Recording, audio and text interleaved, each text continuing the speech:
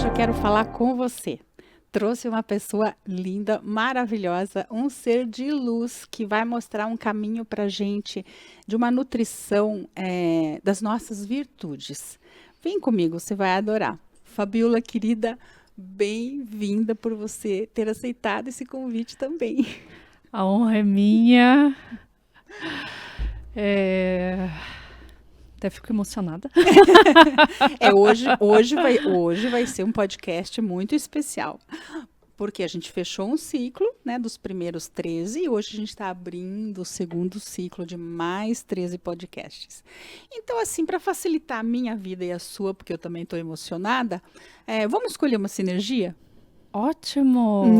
Então, aqui, ó, tá aqui na caixa, 5 sinergias. E para a gente não ser tendenciosa com nenhuma e nenhuma ficar com inveja, e a gente trazer essa nutrição vibracional delas, de 1 a 5, que número você escolhe? Veio 3. 3. Então vamos lá. A Nuquete, a deusa egípcia, Uau. a deusa do abraço e da sexualidade. Então, que ela traga essa energia para a gente, que a gente possa trazer toda essa informação, esse conhecimento escondido, né? Como os segredos da pirâmide. Que assim seja. Me conta aí, como que você fez o teu caminho terapêutico, né? Eu sei que você é psicóloga, tudo, mas nasceu assim já de berço, como é que foi isso?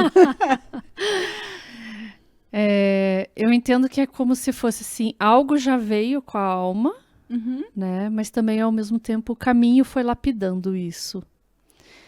Então, assim, eu carrego desde que eu me conheço uma sensibilidade, um olhar para o outro,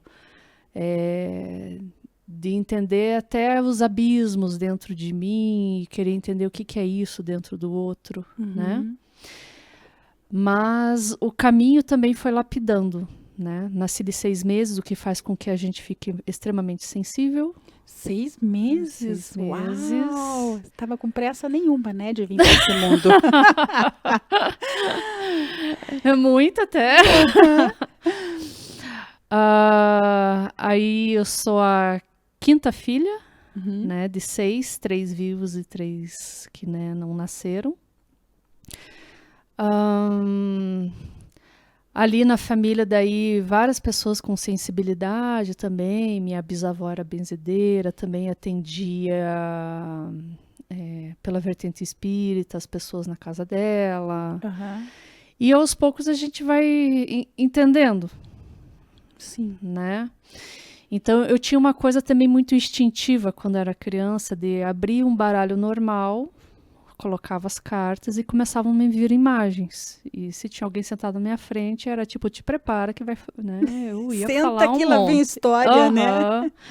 Só que eu achava assim, todo mundo faz isso. Daí que eu fui descobrir, não.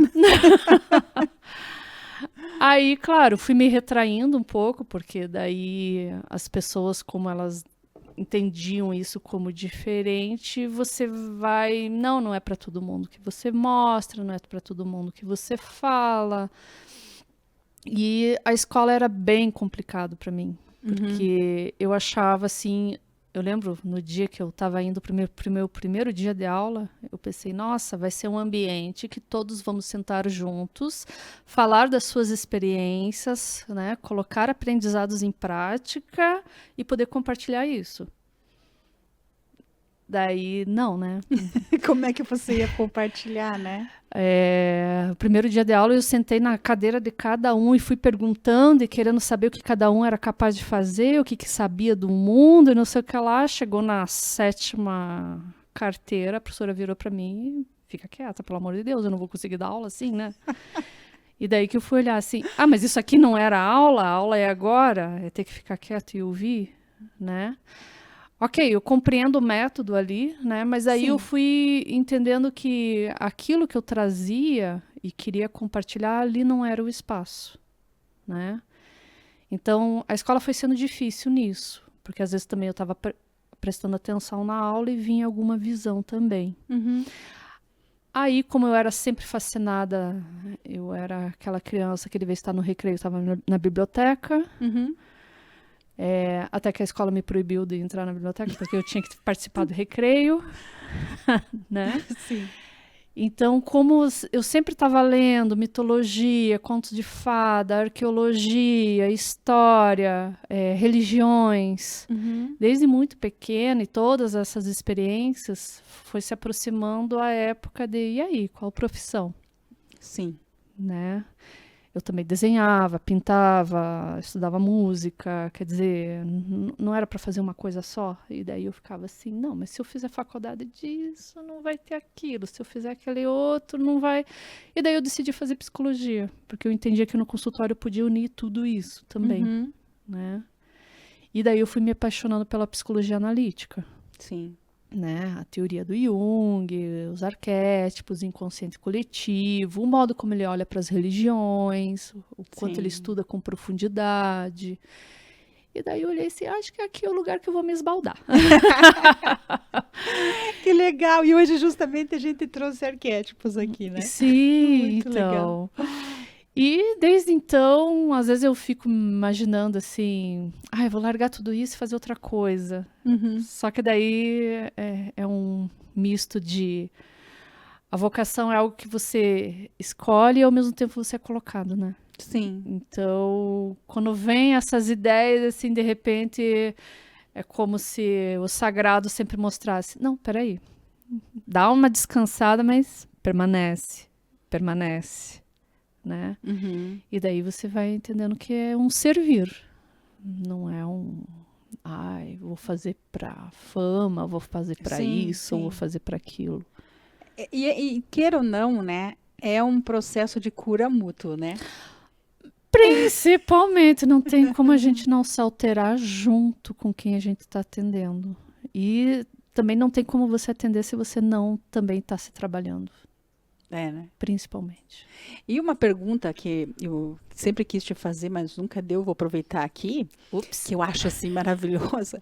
Que o teu consultório é a coisa mais fofa desse mundo, a coisa mais linda. Aquele monte de réplicas, né? Miniaturas. Miniaturas. Quantas miniaturas você tem naquele consultório? Puxa, Perdeu a conta. eu não contei. São 20 anos de miniaturas. Coletando, Sim. né? Olha, por média deve ter umas 50 a 70 por prateleira. São 5 prateleiras em cada estante. São 1, 2, 3, 4, 5, 6, 7 estantes que eu tenho lá. É bastante. 70 vezes 7. 49. 49. 4.900 ou 49 mil? Não, acho que não chega a 49 mil, mas deve chegar umas 4 mil miniaturas. 4 mil, né? E isso é muito... deve ser muito intrigante, né? A pessoa entrar ali e se deparar com isso. Como que você trouxe isso para o mundo? Porque eu nunca vi um consultório com esse referencial, assim. Uau! Então... Quando eu cheguei na minha primeira terapeuta, ela não trabalhava com miniaturas, né? A minha primeira psicóloga analítica. Mas ela volta e meia fazer algumas provocações que talvez eu tivesse que ir para uma psicóloga que trabalhasse com a técnica do jogo de areia, o Sunplay.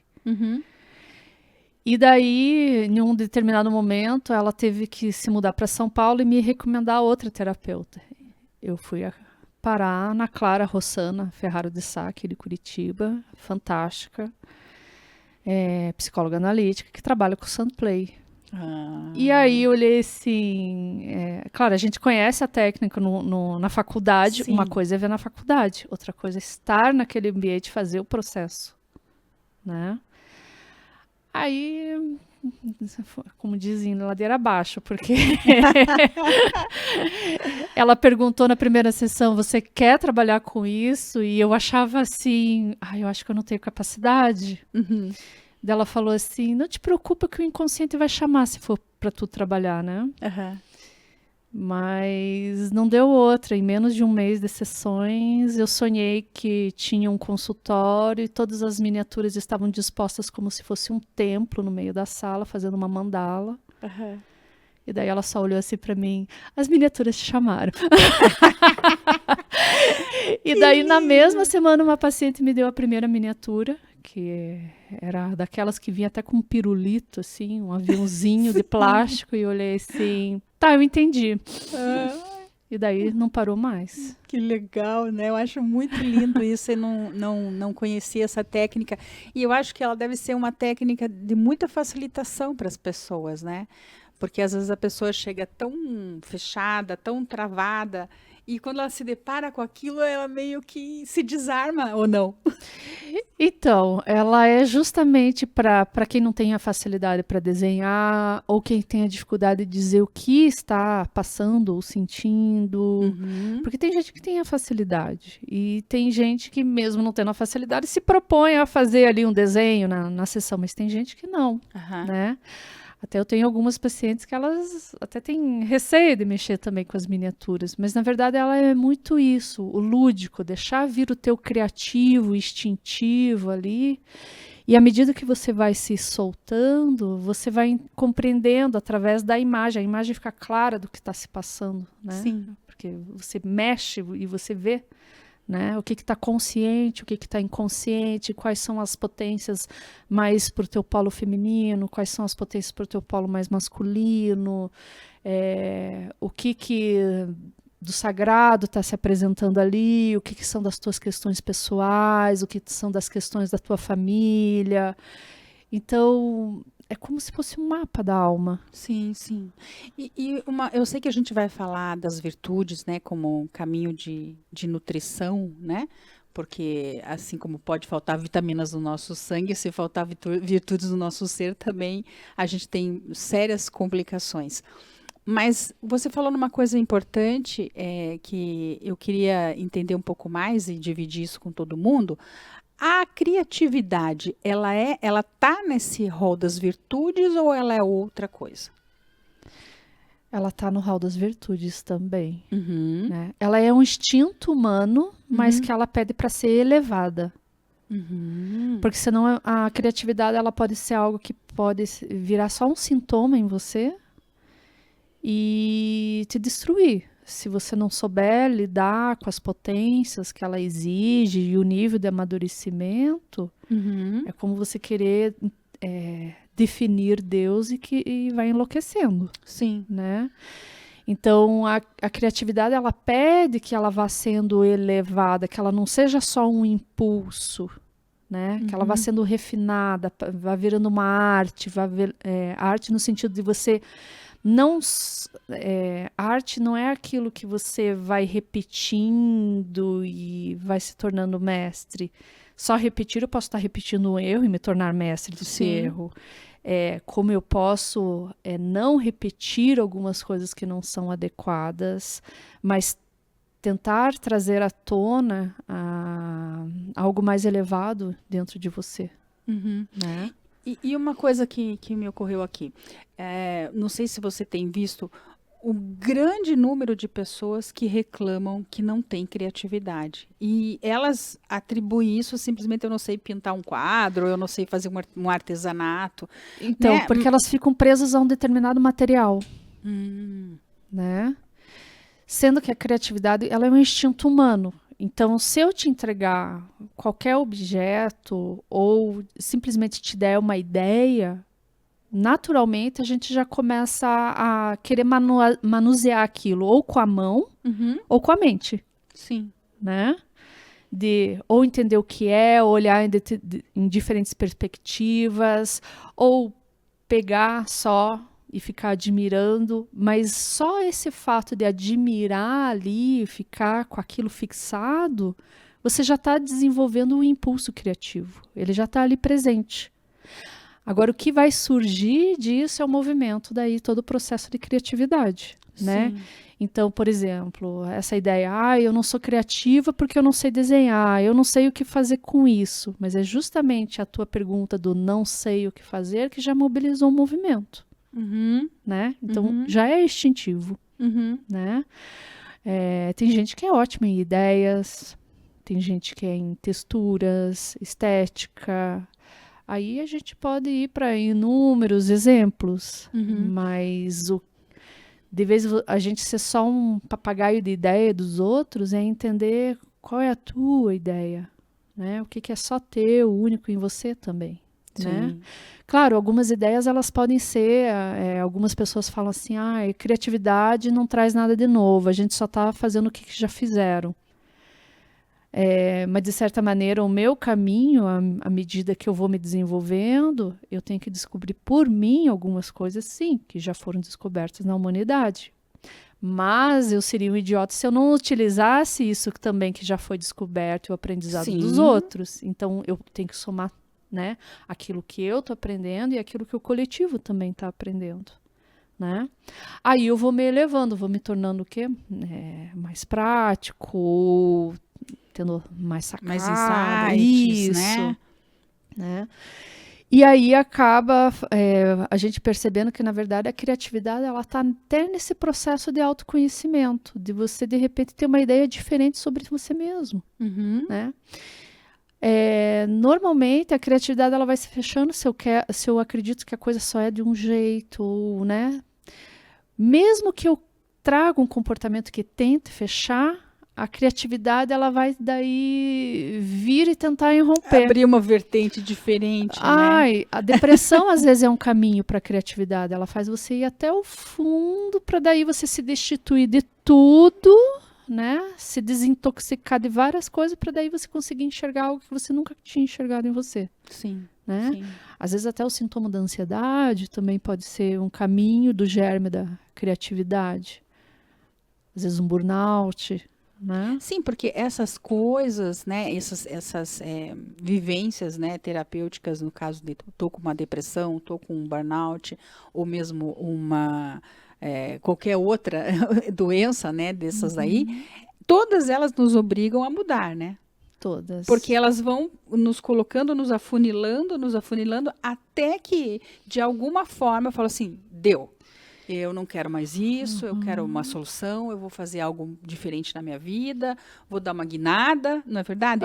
Tudo isso nos obriga à mudança. E a alma daí é que a gente vai entendendo quanto a alma é criativa, porque se você fez um caminho até um certo ponto, e daí olhou assim, nossa, que lindo, parece a minha melhor fase. Pode saber que a criatividade vai se colocar em movimento para você percorrer um novo caminho. Como se assim, não, já terminei, né? Não tem. Não, terminei, agora fiz tudo, tô bem bonitinha, né? Aí vem algo que acontece, que muitas vezes a gente leva aquilo como algo ruim, né? Mas na realidade a criatividade fazendo assim, ó, agora vamos abrir essa vertente, vamos abrir esse veio, né? Tanto que o nome sagrado de Deus é o Criador, né? Sim. Um dos nomes a criatividade tá ali. Tá ali, né? E eu acho que uma coisa também importante da gente dividir é que as pessoas estão muito acostumadas a apertar botões, né? Então, assim, eu sou criativo, não sou criativo. Né? É como se você apertasse um botão que você deixou de ser criativo e hoje você apertou outro e você é. E isso é um caminho, né? Não é estanque, né? Sim, até eu não lembro que podcast que eu assisti dias atrás, que era um monge falando, eu achei fantástico. Que perguntaram para ele como lidar com o silêncio de Deus. A criatividade também tem fases em que ela entra em silêncio. E o silêncio também já é uma resposta, ele falou. Né? O duro é a gente suportar isso. Sim. Né? Porque a gente quer, me diga o que faça. Me diga se é isso. Me diga se é aquilo. E a gente suportar, né? É ter que lidar com o vazio. Né? E o vazio é o início da criação. O tédio também é o início de criação. O não significado é início. Daí a gente passa a colocar significado. Né? E aí, porque se a gente for olhar só a utilidade das coisas, das relações, das interações, dos objetos, tudo se torna vazio. Né? Perde utilidade até mesmo. Sim. Né? Agora, se eu olho além da utilidade, eu estou elevando aquilo, né? Aí eu estou até honrando não só o objeto, quem fez o objeto, estou honrando a relação. Quer dizer, eu vou elevando, eu saio do vazio porque eu suportei ele e eu encontro algo que ultrapassa todos nós. Né? E aí que eu falo que uma das coisas nasceu já com a minha alma, que é de olhar o belo, olhar a verdade, de entender que a gente sempre está servindo algo que é além da gente, que sempre está presente em cada momento. Uhum. Né? E aí é onde entra essa questão das virtudes, né? Eu estou vendo muito esse movimento teu e acho muito lindo. Até queria, não sei se posso perguntar, mas estou aqui, eu vou perguntar. Se não puder, você fala. Mas eu queria perguntar, por que você está associando a trazer essas virtudes com a imagem desse ovo vermelho? O ovo vermelho?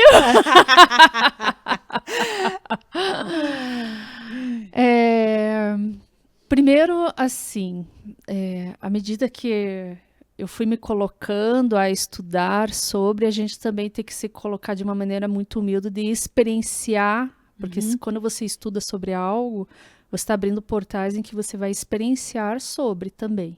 Sim. Né? E daí vai viver o mistério do silêncio, viver o mistério da criatividade. E o vermelho, na alquimia, ele é entendido como a busca da pedra filosofal, o ouro filosófico. Né? Ele é como se fosse aquilo que a gente quer alcançar no final da obra. Sim. Só que essa obra é como a criatividade, a gente está em constante busca. Né?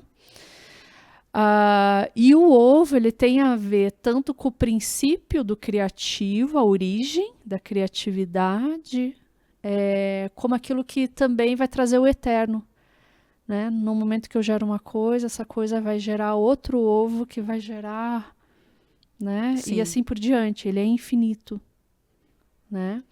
E a gente tem várias iconografias e símbolos antigos que trazem o mistério, né, do ovo, o renascimento, a ressurreição, a imagem fantástica de Maria Madalena quando ela vai conversar com o imperador, falando do mistério, né, de Cristo ter ressuscitado, e ela segurando o ovo fica vermelho na frente de todos. Sim, é uma das imagens mais lindas, né, que é associada inclusive muito a ela, né, essa força, né, esse ovo vermelho, que é um grande mistério na mão dela, né? Sim.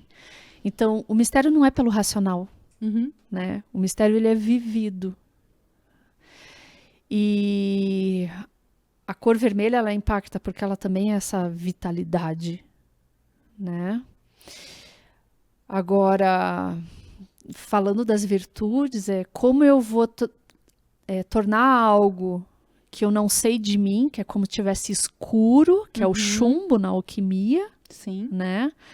Então, eu posso me achar assim muito bondosa, muito caridosa, educada. Cuida dos outros, sim, né? De achar que eu tenho uma boa moral. Mas, se eu não vou trabalhando cada um dos meus aspectos, eu não vou sabendo o que precisa elevar. E o que seria elevar? O que precisa realmente ser trabalhado com humildade? Por exemplo, a virtude da prudência, fazer o que precisa ser feito, ela sai dessa imagem de você ser bonzinho. Sim. Né? Do politicamente correto que a gente tem hoje em dia, que não tem como ser politicamente correto. É melhor ficar quieto. Né? Fica quieto, a espiral do silêncio, né? Que ditaduras e sistemas de controle vão fazendo, que você não pode falar tal coisa, senão você é preconceituoso, senão você é fascista, senão você é isso, senão você é aquilo, senão você é vermelho, senão você é amarelo, senão você... Céus! Então, vai se reduzindo num julgar, e daí a prudência que precisa ser construída no indivíduo e em uma nação é deteriorada. O que precisa ser feito no momento determinado. Né? É um lugar de muita responsabilidade. Né? Se eu não me coloco como responsável, vou terceirizando para o Estado, para um governador, para um presidente, para um líder espiritual. Ou mesmo até para um profissional da área de saúde, né? Tipo assim, Isso. vou naquela terapia ou vou naquele médico e daí, ele que me cure, né? ele que faça, né? Então, daí é um pensamento imaturo, infantil, como se, né? A gente fala que isso é um pensamento mágico, né? Uhum. Ai, o outro vai fazer, o outro vai me mostrar e eu saberei tudo. Não, você tem que ir lá, você ser a própria pedra, você se lapidar, você se colocar em fogo, como no processo alquímico, você se colocar em banho-maria, você se lavar em não sei quantas vezes. E o que que é o lavar? O que que é se colocar em fogo? É entender raiva, inveja, ganância. Ah, mas isso eu não tenho, né? A gente tem. Sim. Só que no primeiro aspecto parece assustador, mas depois tudo isso se camufla em moral. Uhum. Né? Daí as pessoas se acham, nossa, mas a minha moral é melhor do que a moral de fulano ou de ciclano, né? E daí ela já não está percebendo que ali ela se colocou acima, se colocou acima dos outros, né? E se colocou melhor. Caramba. Sim, os pedestais. Aham. Né? Na hora que eu me coloco acima do outro, eu já estou desumanizando alguém. E todos os caminhos espirituais, eles vão exigir o quê? Que você se torne humano e não desumanizar. Né? Então, quando eu julgo o outro como sendo inferior a mim porque eu escolhi tal político ou porque a gente não percebe que a gente está alimentando, na verdade, mais o caos. Sim. E aquilo que não é virtuoso. A história dos dois lobos, né? Mas fantasiado com uma linda vaidade moral. Sim, a minha moral é melhor que a sua. Isso. Né? E isso nos atrasa no nosso desenvolvimento individual, não sei se você concorda comigo, e principalmente no coletivo, né? Você coloca todo mundo numa dormência.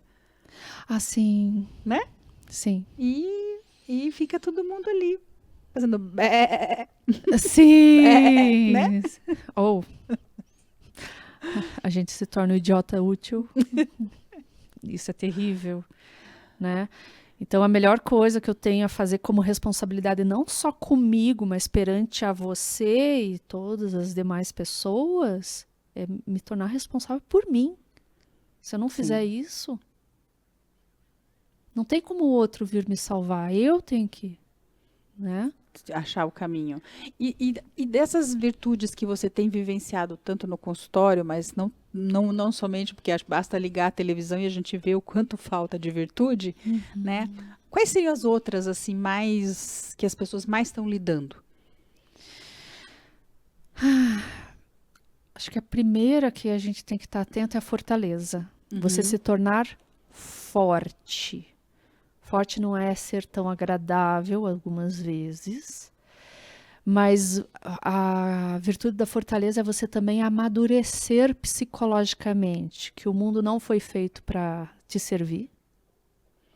Sim. Né? Aí que nascem os ditadores, os imaturos, né? O mundo não é tão justo como a gente gostaria, mas se cada um puder desenvolver uma virtude, se torna um pouco mais palatável. Sim, né? Até porque se eu me coloco, né, veja se seria o pensamento, se eu me coloco no mundo nessa forma dormente, eu não estou contribuindo com nada.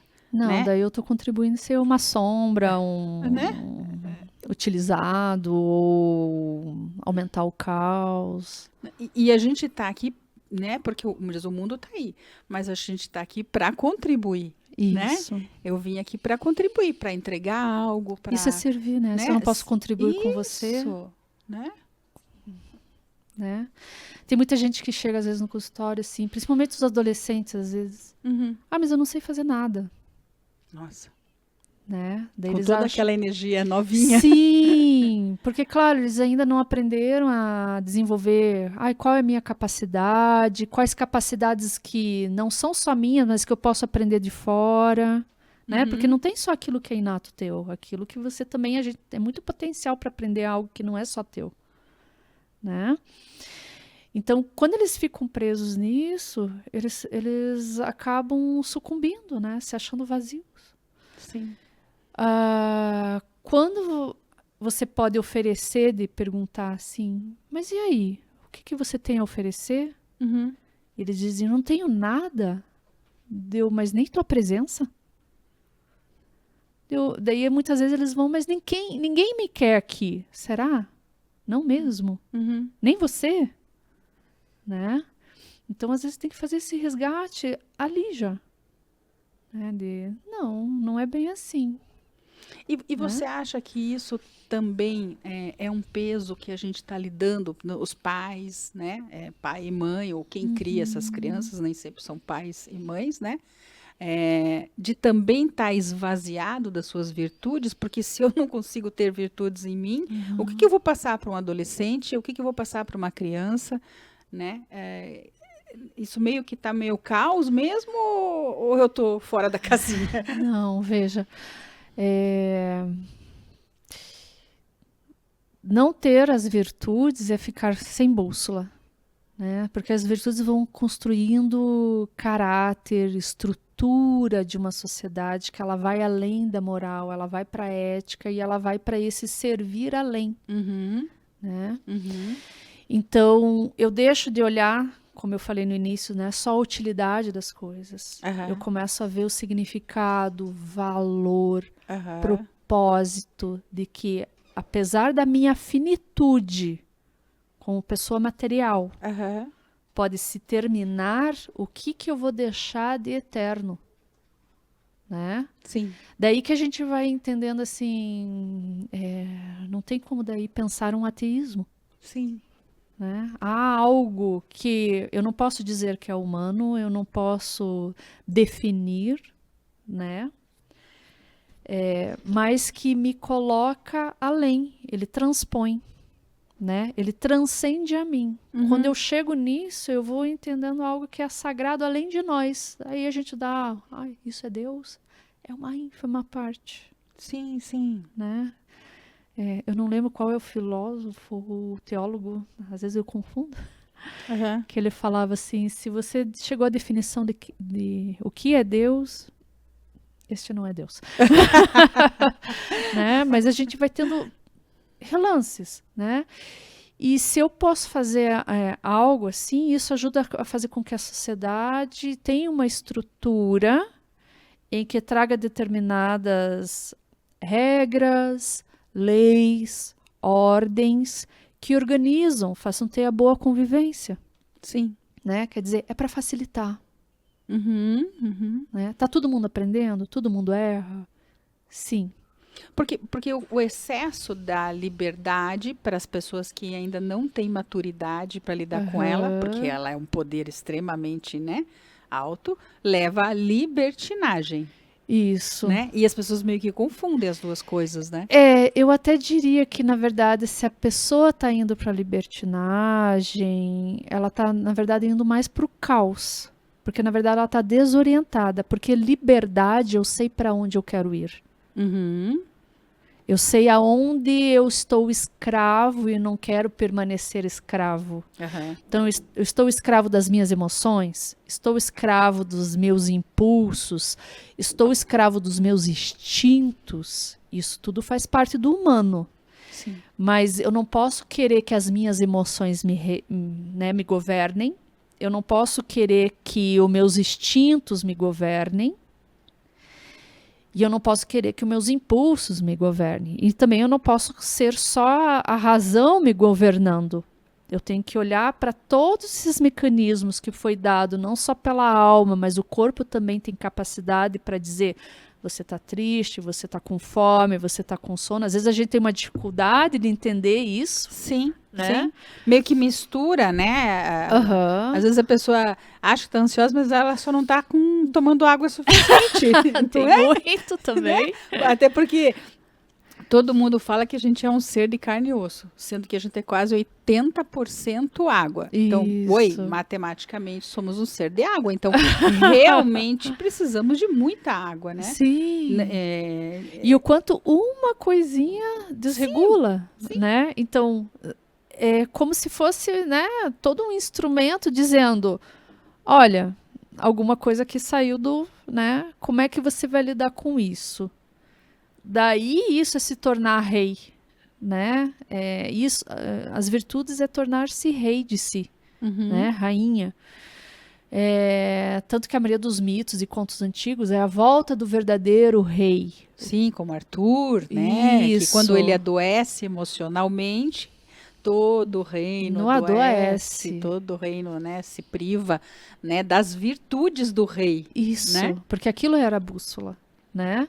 E o que que era a pedra que tá a espada? É quando eu não tenho conhecimento de mim, eu sou aquela massa disforme ali, aquela pedra rígida, que é como eu coloquei o chumbo no começo da alquimia. Então a matéria-prima, que é o chumbo, ele já guarda a pedra filosofal, quer dizer, a virtude já está ali dentro, eu não sei. Eu preciso descobrir ela e acionar ela, né? E aí isso é conseguir tirar a espada da pedra. Só quando eu vou me tornando senhora ou senhor, dono de mim mesmo, que daí eu vou exercendo isso. Por isso que a primeira virtude é a fortaleza. Eu tenho que amadurecer e criar força psicológica. Eu não posso permanecer imaturo. Sim. Daí, com a fortaleza, viria junto, né? Porque não vai ser esse, depois outro. Sim, não tem uma formulazinha. Ele vai né? grudando um no outro, formando uma teia. Então, junto com a medida que você vai criando fortaleza, outra virtude seria a temperança, de você lidar justamente com os instintos, com as emoções, você ir amadurecendo, entender que nem todo mundo vai oferecer o que você também oferece, que o outro não tem os mesmos gostos que você. Que o mundo não está contra você, né? Isso, Que, né? Não ser nenhum paranoico persecutório. Então, quer dizer, você vai entendendo que você tem que se responsabilizar, né? Não adianta, não é um caminho que... deixa eu deitar aqui e ficar sossegado. Não, né? Encarnou na matéria, né? Que é o quê, né? Vai ter que, ter que exercer a materialidade. Isso, né? vai exercer materialidade. Tanto que muitos contos de fadas vão falar isso. Tem um conto de fadas que eu adoro, que é a história dos 3 irmãos. Cada um tinha um cavalo. E os 3 tinham que procurar o linho mais puro. O linho simbolizava o espiritual. O cavalo era o material. O cavaleiro, era um intermédio entre o espiritual e o material. Sim. Um deixa o cavalo morrer, encontra um linho, mas o linho não é tão puro. Outro só dá de comer pro cavalo e não encontra o linho. E outro vai indo, hora de comer pro cavalo, hora de dar de comer para ele, hora os dois passam perrengue, hora os dois se alimentam até que eles encontram o linho mais puro. Então, quer dizer, né, não é eu vou entrar aqui em meditação e pronto, me iluminei. Sou alguém virtuoso. A virtuosidade é como a criatividade, ela é incessante, é todo dia, toda hora, a todo momento, estar atento e estar construindo, né? Daí muita gente pode se perguntar, nossa, mas então é uma tarefa impossível? Não, porque se você já construiu está construindo fortaleza, puxa, que bom, né? Daí ela vai começar a puxar as outras. Sim. Né? E isso vai dando daí essa bússola. Para onde eu quero ir? Aquilo que eu estou vivendo, eu estou sendo alguém que é uma luz para o mundo?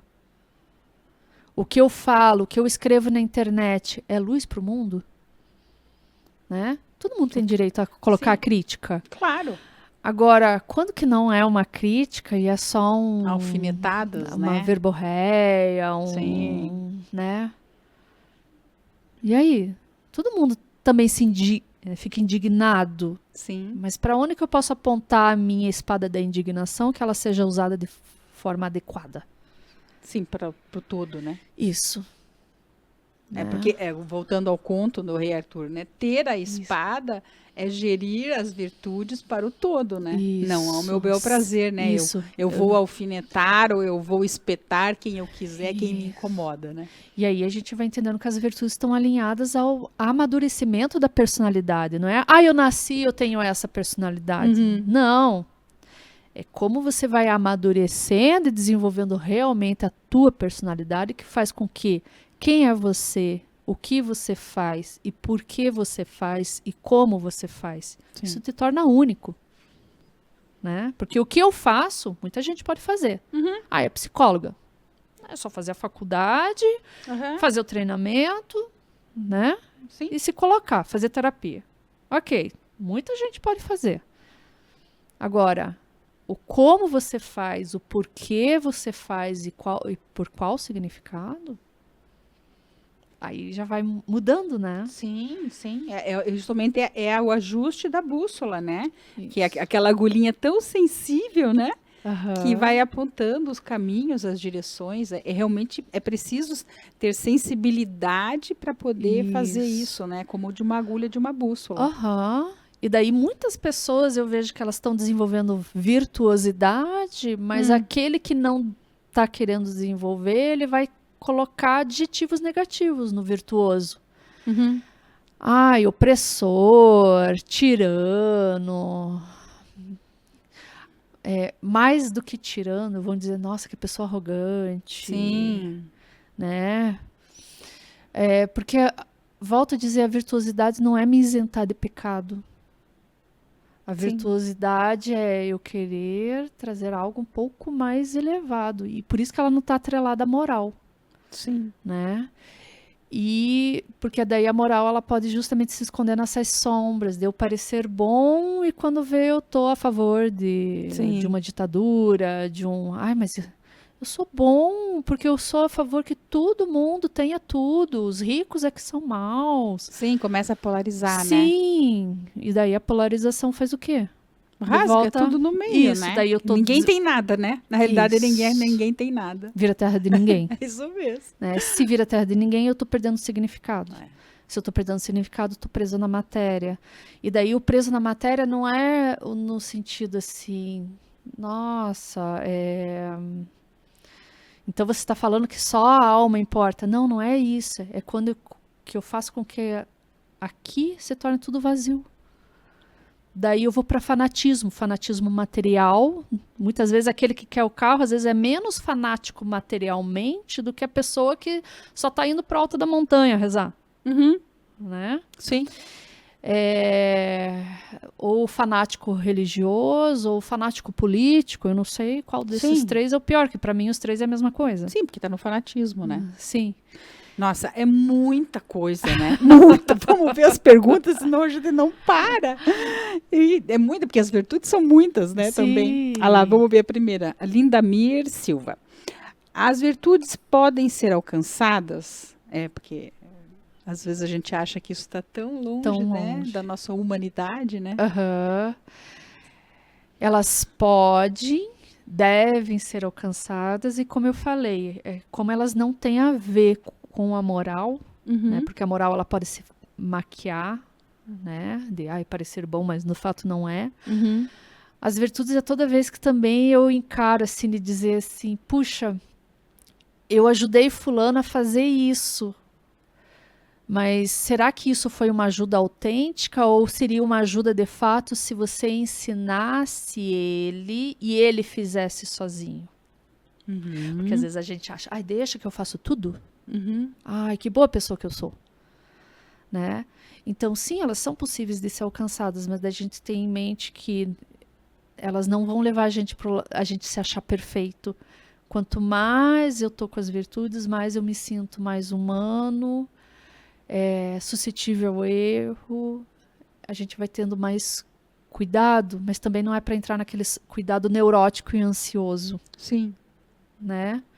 É de entender assim, sim, eu tenho uma bússola para onde eu quero chegar, e se eu for fazendo o caminho, olhando isso como inspiração, eu posso depois de alguns dias, meses e anos, olhar para trás e dizer assim, caramba, tá melhor lapidado do que estava antes. Tô melhorzinho, né? Tô, né? Que legal. Mas não quer dizer que não tenha coisa ainda, né? Sim. Mas alguns passos, sim, a gente vai alcançando. Sim.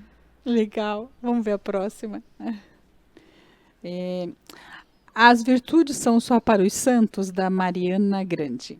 Olha. Sim, senhora. Sim, porque muitas vezes, né, quando você coloca essa divindade, você fala assim, não, isso não é para mim, né? Então eu não vou nem atrás disso, né? Aham. Aqui é legal daí a gente talvez diferenciar uma coisa. Tem aquilo que a gente entende hoje por santos, pessoas que estão fora da religião católica, em outras vertentes, às vezes vão imaginar a palavra santo como se fosse alguém perfeito.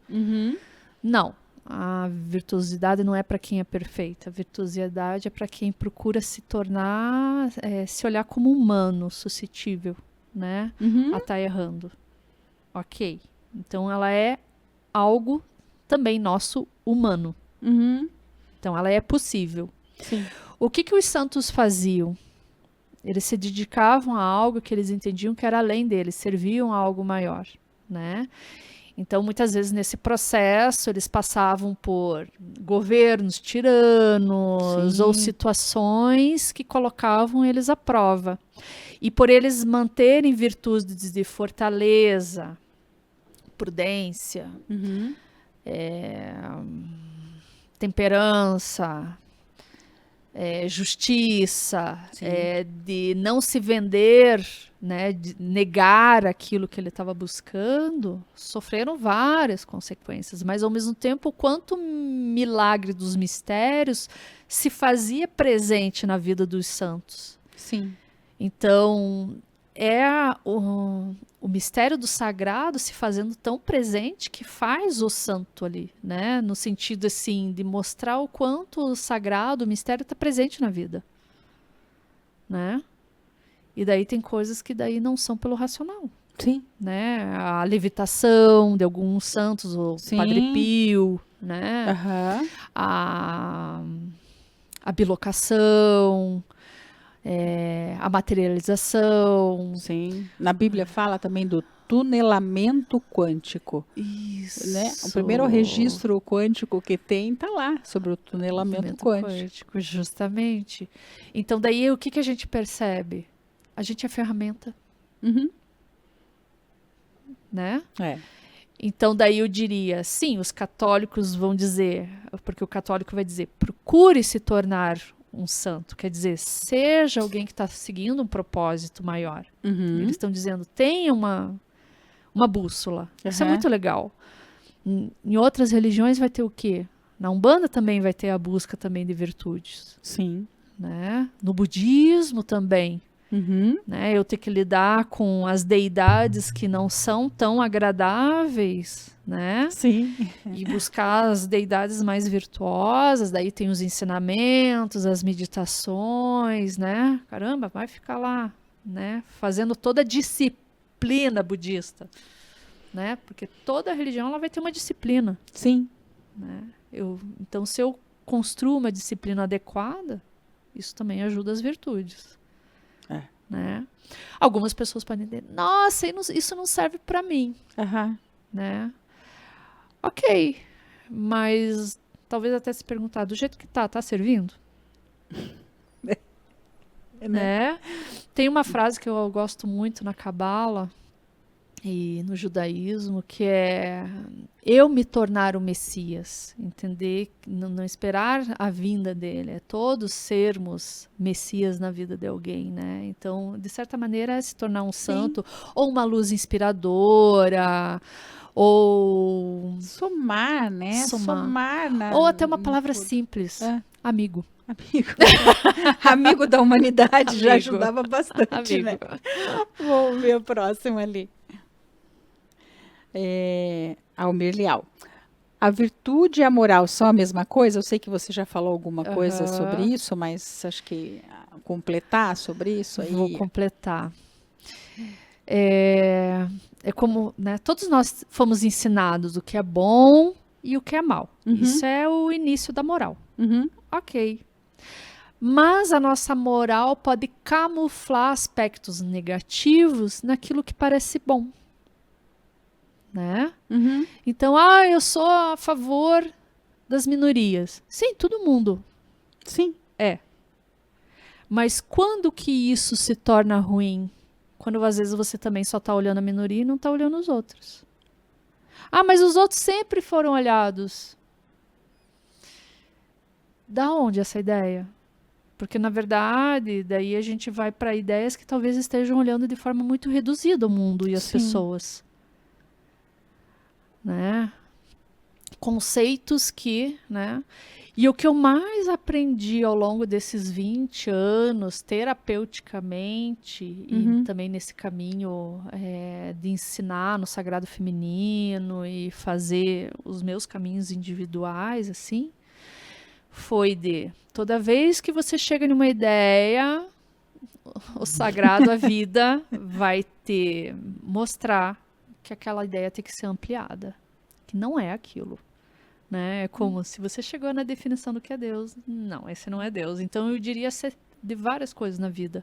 Claro que algumas coisas a gente vai ver que o quê? Existe a verdade. Existe. Só que eu não sou dona dela. Ela está acima de nós. Né? Então é para lá também que eu tenho que apontar. Sim. O meu pai dizia uma coisa, diz, né? Mas ele falava quando eu era criança, né? Agora ele não fala mais porque eu acho que ele pensa que talvez eu tenha até aprendido. Mas ele falava assim que existem 3 verdades, né? A minha verdade, a sua verdade e a verdade verdadeira. Ah, olha só. A minha perspectiva, a tua perspectiva e a verdade. A verdade. A verdade. A verdade de cima, né?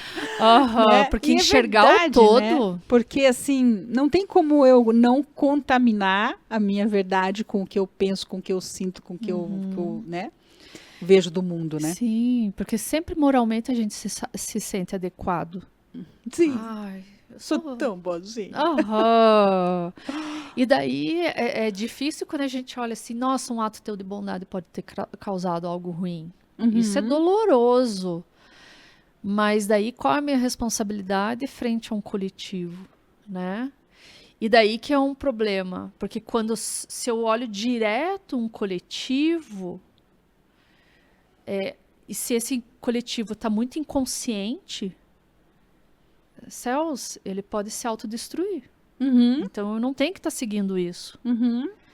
Então, o quanto eu tenho que aprender a ser responsável por mim, ter as minhas ideias, por isso que eu não posso ficar só na moral. Sim. E aí, como eu adoro livros, vou adorar filmes, né? E no Senhor dos Anéis, né? Escrito pelo Tolkien, tem uma frase maravilhosa do Gandalf que ele está falando sobre as sombras, né? Que ele fala, no momento que eles terminam, agora eu não lembro qual das guerras ali no Senhor dos Anéis, em que ele fala, agora a sombra se recolheu, mas ela vai tomar outra forma. E uma das formas que ela toma é da moralidade. Então é muito perigoso. Sim. Né? Então, ok, você tem a moral, certo.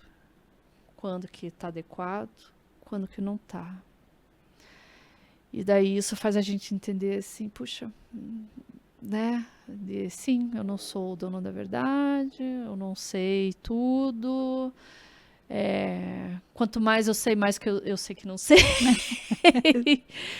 Né? E daí eu vou saindo dessas narrativas, ideologias, ideias que governam o mundo. Sim, e passa a procurar o teu governo interno, né? Sim, o meu governo não até eu vou usar uma outra frase, se você me permite. Claro. Não seria um governo interno meu, seria entender o servir a alma e servir algo além da alma, que seria Deus. Né? E daí vai ter gente, mas é servir a Deus, é servir a Buda, é servir... Gente, não importa. Algo superior. Além, né? E a partir disso, eu estou entendendo que quanto mais eu me proponho a viver a experiência e entender o aprendizado, principalmente o aprendizado, daí sim. Né? Sim.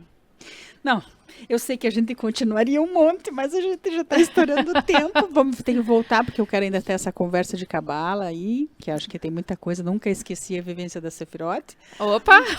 E, bom, tem uma pergunta que vem do campo quântico, sempre. Eu nunca sei. E para você hoje veio a pergunta 1. Meu Deus. Que é, o que é um mistério para você? Para a gente encerrar. Nossa, o mistério para mim, ele tá tão presente. O mistério é isso aqui. Como isso é possível? Sim. Né? E daí, caramba, é muito misterioso. No sentido, você ter feito convite, o ambiente aqui, né? Como assim? Foi preparado para esse momento? Não só para esse, mas também não só desse momento e tantos outros momentos. Sim, sim. Né? Daí a gente vai entendendo algumas saudações que existem em alguns lugares, né? Né? Como é que é aquela africana?